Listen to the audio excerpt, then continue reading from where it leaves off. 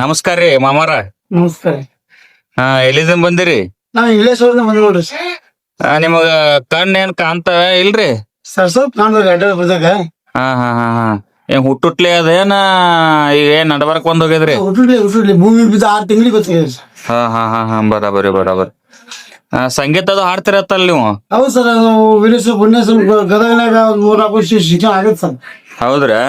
ಮತ್ತೆ ಒಂದ್ ಯಾವ್ದಾರ ಇಲ್ಲಿ ಜಲಕ್ ತೋರ್ಸ್ರಲ್ಲ.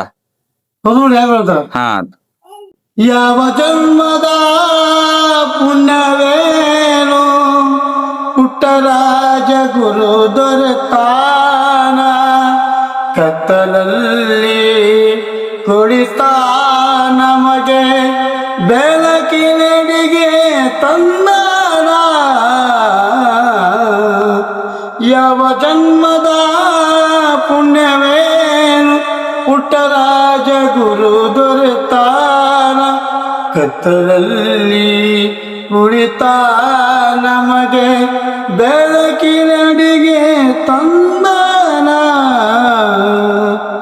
ಕಣ್ಣು ಕಾಣದ ಕುರುಡರಾದ ತಂದೆ ತಾಯಿಗೆ ಬೇಡವಾದ ಕಣ್ಣು ಕಾಣದ ಕುರುಡರಾದ ತಂದೆ ತಾಯಿಗೆ ಬೇಡವಾದ ಭವಕ್ಕೆ ಭಾರವಾದ ನಮಗೆ ಭವಕ್ಕೆ ಭಾರವಾದ ನಮಗೆ ಬದುಕು ಸುಂದರ ಮಾಡ್ಯಾನ. ಯಾವ ಜನ್ಮದ ಪುಣ್ಯವೇನು ಪುಟ್ಟರಾಜ ಗುರು ದೊರೆತಾನ ಕತ್ತಲಲ್ಲಿ ಕುಳಿತಾ ನಮಗೆ ಬೆಳಕಿನಡಿಗೆ ತಂದಾನ. ಅನ್ನ ವಿದ್ಯೆ ಉಚಿತವಿತ್ತು ಬದುಕಿಗೊಂದು ನೆಲೆಯಿತ್ತು.